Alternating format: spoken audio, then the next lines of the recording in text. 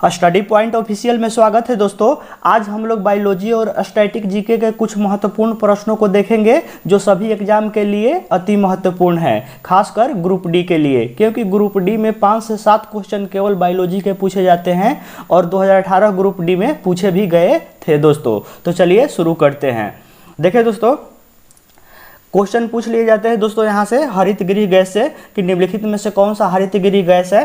तो दोस्तों हम सभी को एक साथ ले लिए हैं हरितगृह गैस को, जो पूछे जाते हैं अक्सर। देखिए जैसे हरितगृह निम्नलिखित है दोस्तों, ठीक है।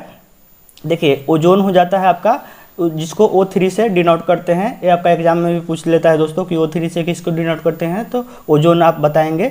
मीथेन को CH4 से डिनोट करते हैं। नाइट्रस ऑक्साइड N2O से, जिसको हंसाने वाला गैस भी बोलते हैं। क्लोरोफ्लोरोकार्बन जो होता है उसको CFC से डिनोट करते हैं। और कार्बन डाइऑक्साइड को CO2 से डिनोट करते हैं। और जलवाष्प हो गया दोस्तों, ठीक है। देखिए दोस्तों, ये सभी जो है O3 यानी ओजोन जो है, मीथेन हो गया आपका, नाइट्रस ऑक्साइड हो गया, क्लोरोफ्लोरोकार्बन हो गया, कार्बन डाइऑक्साइड हो गया और जलवाष्प हो गया दोस्तों। ये सभी जो है हरितगृह गैस है दोस्तों आपका, ठीक है, हरितगृह गैस। देखिए दोस्तों, इसको याद करने का एक ट्रिक लिखे हुए हैं दोस्तों, इससे आप लोग आसानी से इसको ध्यान में रख सकते हैं। देखिए ओमीना कल काजल लगाना कोई ट्रिक नहीं है दोस्तों, केवल ये सूटेबल के लिए लिखा हुआ है। मेन ए है दोस्तों, ओमीना कल काजल लगाना, ठीक है। तो लगाना में कोई नहीं बनता है। देखिए यहाँ से ओजोन हो गया दोस्तों, ये आपका मी से मीथेन हो गया, ना है दोस्तों तो नाइट्रस ऑक्साइड हो गया, कल है दोस्तों तो क्लोरोफ्लोरोकार्बन हो गया आपका, का से हो जाएगा दोस्तों कार्बन डाइऑक्साइड, ठीक है। ये आपका जल हो गया दोस्तों, ठीक है। तो यहाँ से 6 हो गया दोस्तों, ये भी 6 है।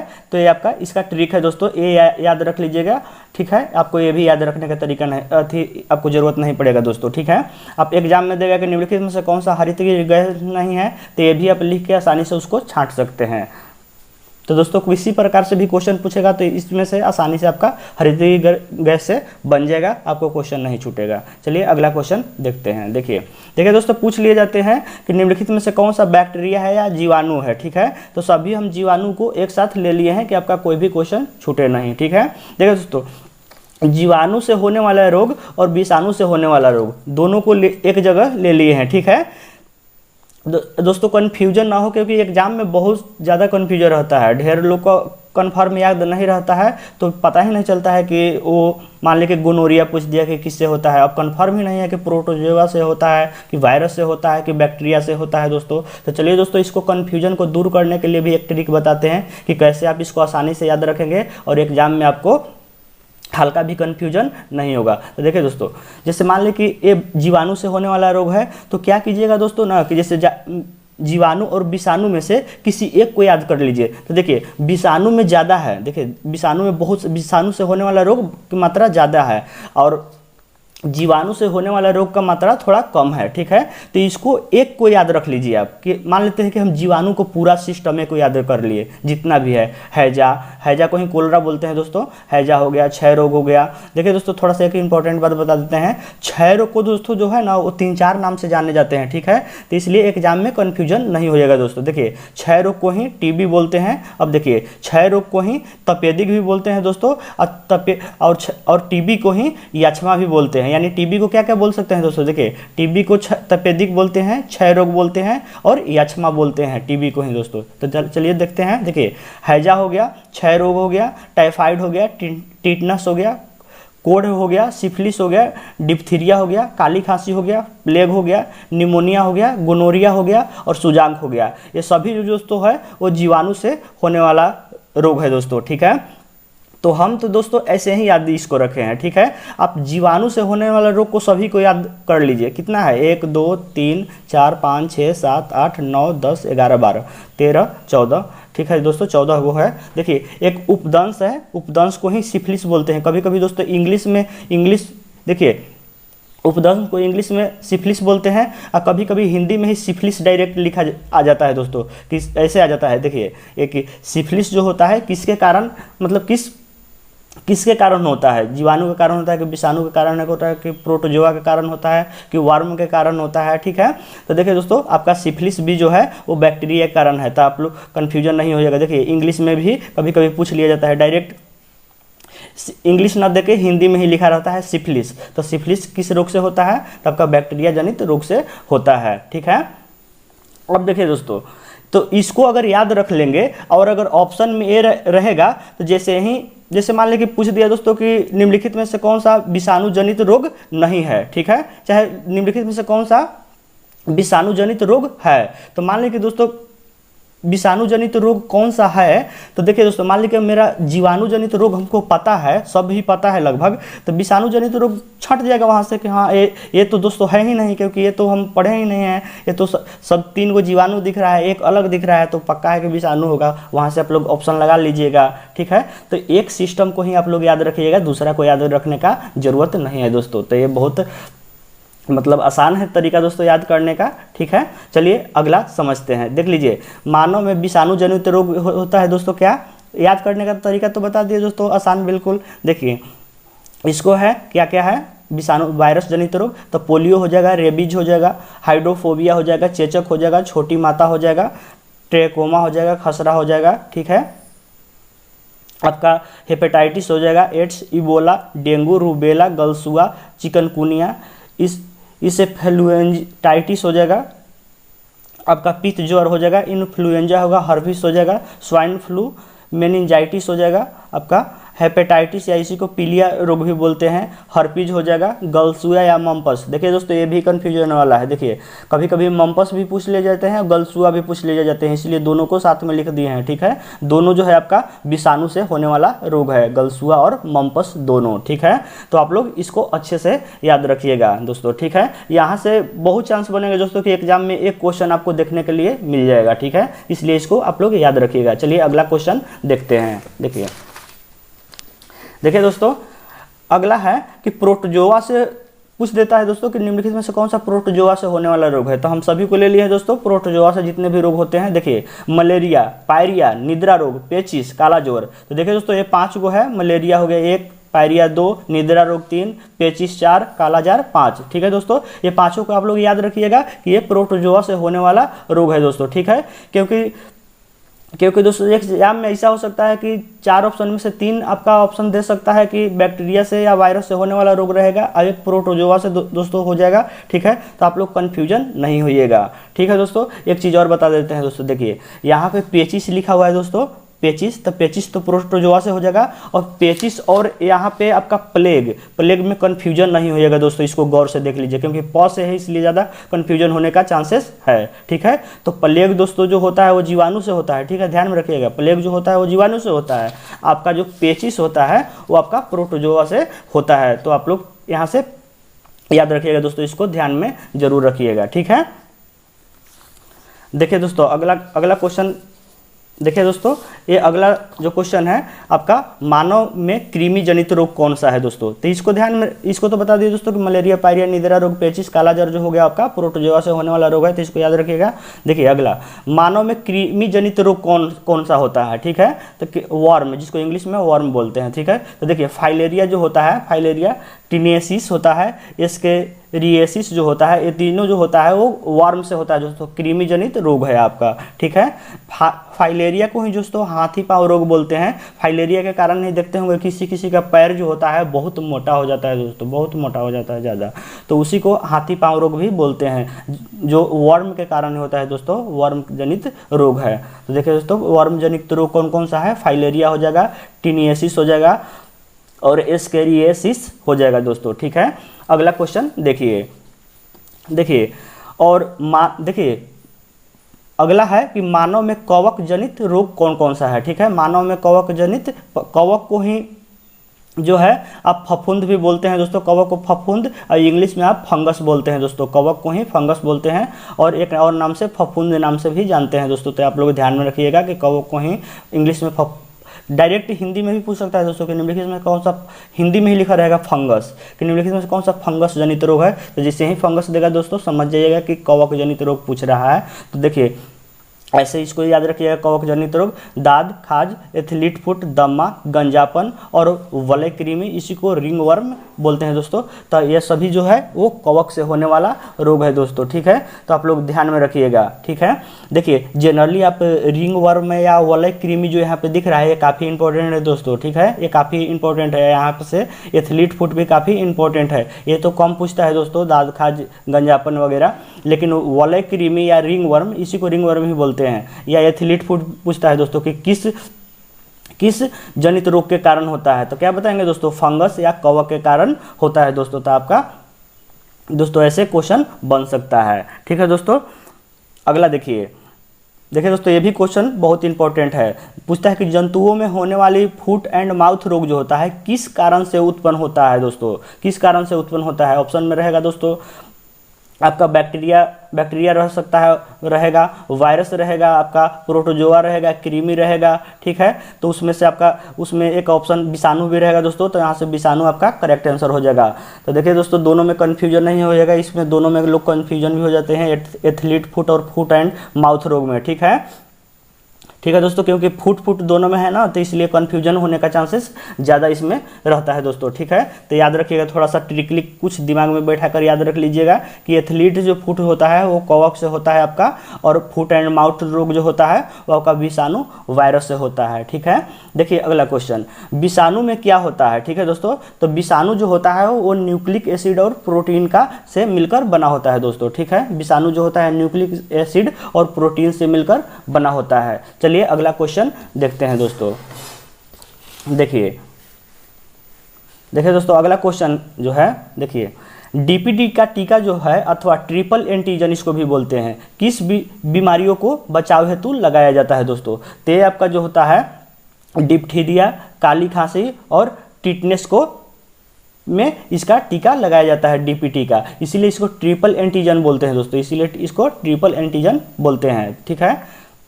तो याद रखिएगा दोस्तों, ये डीपीटी का टीका जो है ये डिप्थीरिया, काली खांसी और टिटनस में लगाया जाता है, ठीक है। ये आपका रोग होगा तो उसमें डीपीटी का टीका लगाना पड़ता है दोस्तों, ठीक है। देखिए अगला क्वेश्चन, एमएमआर दोस्तों सभी क्वेश्चन मोस्ट इंपॉर्टेंट है, ठीक है, सभी क्वेश्चन मोस्ट इंपॉर्टेंट है, इसलिए सभी क्वेश्चन माइंड में जरूर रखिएगा, ठीक है। यहाँ से एक क्वेश्चन आपको देखने का किसी एग्जाम में मिल सकता है, और ऐसे बहुत मतलब 3-4 भी क्वेश्चन, 5 भी क्वेश्चन पूछ सकता है दोस्तों, लेकिन कम से कम 2 से 3 क्वेश्चन तो रहेगा ही रहेगा, ठीक है इससे। तो देखिए एमएमआर का टीका किस बीमारी हेतु दिया जाता है, ठीक है। एमएमआर का टीका किस बीमारी हेतु दिया जाता है, तो आपका खसरा, गलसुआ और रूबेला बीमारी के लिए दिया जाता है, ठीक है। ये दोस्तों खसरा जो हो गया, गलसुआ जो हो गया और गलसुआ हो गया दोस्तों, और रूबेला हो गया, ये तीनों जो है देख लीजिए, ये तीनों जो है आपका वायरस जनित रोग है दोस्तों, ठीक है, वायरस जनित रोग है, तो आप कन्फ्यूजन नहीं होइएगा, ठीक है। देखिए अगला क्वेश्चन, हीमोफीलिया जो है अनुवांशिक रोग है दोस्तों, ठीक है, किसका, इसमें क्या होता है हीमोफीलिया में, तो इसमें दोस्तों रक्त का नहीं जमना, ठीक है, रक्त इसमें नहीं जमता है हीमोफीलिया में, ठीक है। तो यह एक अनुवांशिक रोग है, ठीक है। एपिडर्मिक रोग संबंधित है, यानी एपिडर्मिक रोग किससे संबंधित है, ठीक है। तो एपिडर्मिक रोग जो है वो त्वचा से संबंधित है दोस्तों, एपिडर्मिक रोग त्वचा से संबंधित है। अगला क्वेश्चन देखिए, एस्टिग्मेटिज्म जो है एक बीमारी है, किसका बीमारी है दोस्तों, तो एस्टिग्मेटिज्म जो है एक आँख की बीमारी है दोस्तों, तो आप लोग याद रखेंगे, ठीक है। ऑन्कोलॉजी ये भी काफ़ी इंपॉर्टेंट है दोस्तों, ऑन्कोलॉजी किसका अध्ययन है, तो ऑन्कोलॉजी में कैंसर का अध्ययन किया जाता है दोस्तों, तो आप लोग याद रखिएगा इसको। देखिए बीसीजी इसका फुल फॉर्म पूछ लिया जाता है दोस्तों, एग्जाम में अक्सर आ जाते हैं, इसका होता है बेसिलस कालमेटर ग्यूरिन होता है दोस्तों, बीसीजी का फुल फॉर्म बेसिलस कालमेटर ग्यूरिन होता है, ठीक है। अब बीसीजी का टीका किस लिए यूज करता है दोस्तों, तो टीबी में यूज किया जाता है, ठीक है। देखिए बीसीजी का टीका जो है यक्ष्मा, तपेदिक या क्षय रोग, हम बताए थे दोस्तों कि टीबी को क्या क्या चीज़ बोलते हैं, यक्ष्मा भी उसी को बोलते हैं, तपेदिक भी टीबी को ही बोलते हैं, और क्षय रोग भी टीबी को ही बोलते हैं, ठीक है।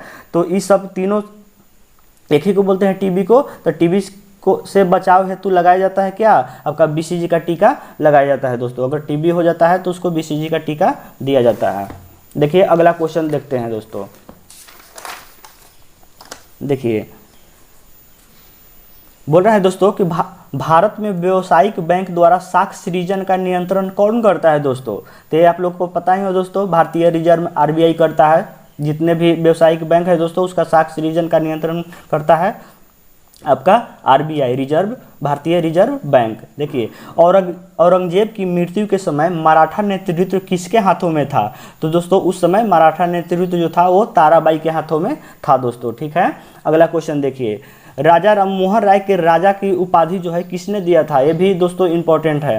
अकबर द्वितीय ने दोस्तों राजा राममोहन को राजा की उपाधि दिया था दोस्तों, ठीक है। देखिए अपने प्रदूषकों के कारण निम्नलिखित में से कौन सी नदी जैविक मरुस्थल यानी बायोलॉजिकल डेजर्ट कहलाती है, ठीक है।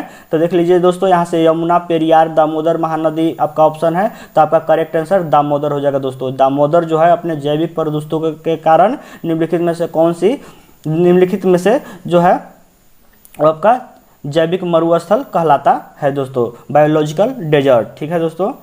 और दोस्तों दामोदर नदी को हम देखें नज़दीक से दोस्तों, इसमें जो है ना अक्सर देखेंगे कि बहुत प्रदूषण रहता है दोस्तों। वहाँ पे आपका कोयला वगैरह बहुत निकलते रहता है, उसमें दोस्तों काला पानी ही हमेशा बहते रहता है, ठीक है। दामोदर नदी में हमेशा काला पानी, एकदम गंदा पानी बहते रहता है दोस्तों, ठीक है। इसलिए इसको बायोलॉजिकल डेजर्ट भी कहा जाता है। अगला क्वेश्चन देखिए, कौन सा क्षेत्र ज्वारीय ऊर्जा उत्पादन का प्रमुख क्षेत्र है? तो ये आपका खंभात की खाड़ी हो जाएगा करेक्ट आंसर यहाँ से, ठीक है। अगला क्वेश्चन देखिए, भारत के बंदरगाहों में कौन सा एक खुला सागरीय बंदरगाह है? देखिए दोस्तों ये भी बहुत ही इंपॉर्टेंट क्वेश्चन है, पूछ देता है कि निम्नलिखित में से कौन सा खुला सागरीय बंदरगाह है? तो आपका हल्दिया हो जाता है, ठीक है दोस्तों, आपका करेक्ट आंसर हल्दिया हो जाएगा।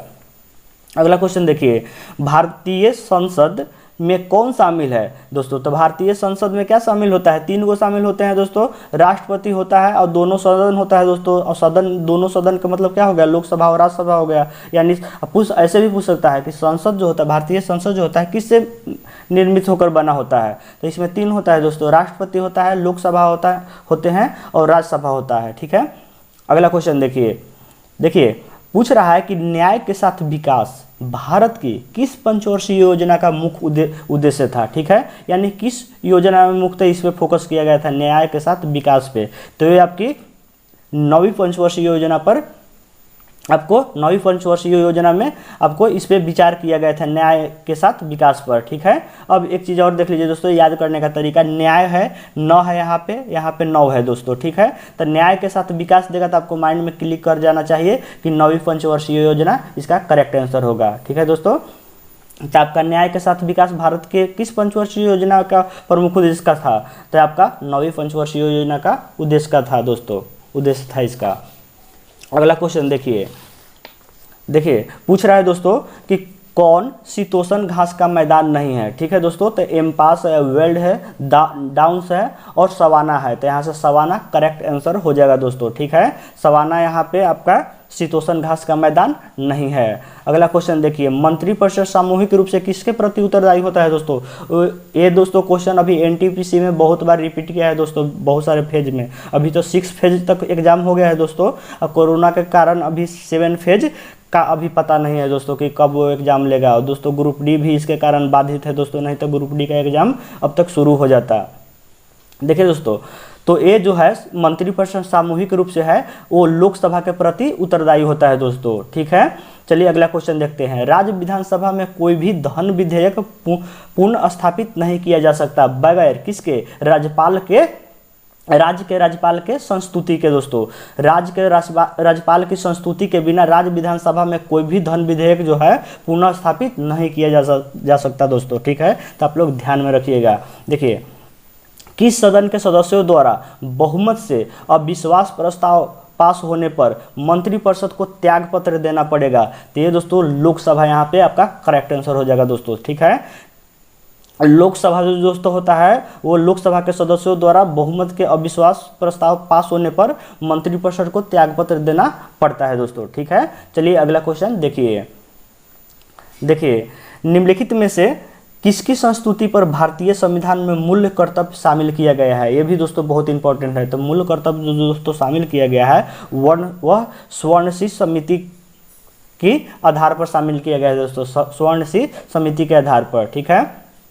अगला क्वेश्चन देखिए, संविधान के अंतर्गत उच्च न्यायालय से विधि के प्रश्न पर राय लेने का अधिकार किसको है? तो ये आपका राष्ट्रपति यहाँ से करेक्ट आंसर हो जाएगा दोस्तों, ठीक है। संविधान के अंतर्गत उच्चतम न्यायालय से आपका राष्ट्रपति को विधि के प्रश्नों पर राय लेने का अधिकार है दोस्तों, ठीक है। तो यहाँ से आपका करेक्ट आंसर हो जाएगा, ठीक है। भारत के मुख्य निर्वाचन आयुक्त का पदावधि क्या है? तो दोस्तों भारत के मुख्य निर्वाचन आयुक्त जो होता है उनका जो मतलब कार्यकाल होता है वो 6 वर्ष होता है। जो भी दोस्तों सबसे पहले पूर जाए, या तो 6 वर्ष पूर जाए या 65 वर्ष, जैसे मान ले कि दोस्तों उनका 63 वर्ष एज हो रहा है दोस्तों, ठीक है, समझ लीजिए 63 वर्ष एज हो रहा है, तो वो मात्र दोस्तों 2 वर्ष ही पद पर बने रह सकते हैं, ठीक है, क्योंकि 65 वो 2 साल के बाद पूर जाएगा तो 65 हो जाएगा। नहीं तो ऐसे अगर कम एज है तो ये 6 वर्ष तक रह सकते हैं दोस्तों पद पर बने हुए, ठीक है। तो आज के लिए बस इतना ही दोस्तों। अगर वीडियो अच्छा लगा हो दोस्तों तो लाइक, कमेंट और सब्सक्राइब जरूर कर दीजिएगा दोस्तों। और वीडियो देखने के लिए आपको बहुत बहुत धन्यवाद।